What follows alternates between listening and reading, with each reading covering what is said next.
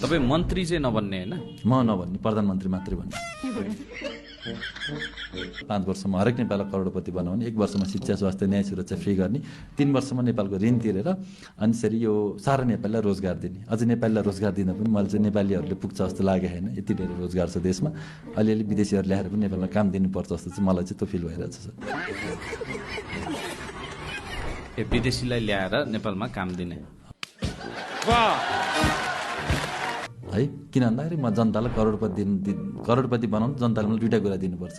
एउटा भोट दिनु पर्यो, एउटा पसिना दिनु पर्यो, मिहिनेत गर्नु पर्यो। यति दुईवटा भएपछि हरेक नेपाललाई करोडपति बनाउने, स्वास्थ्य शिक्षा सबै कुरा फ्री गर्ने बाचा मेरो हो। खोइ भेरी निकोलस भुसाल हाम्रो प्रधानमन्त्री हो। प्रधानमन्त्री भेरी हाम्रो भावी प्रधानमन्त्री, हामी सबैलाई 5-5 करोड दिन्छ भने मैले जग्गा पाइने हानिसकेँ त्यहाँ।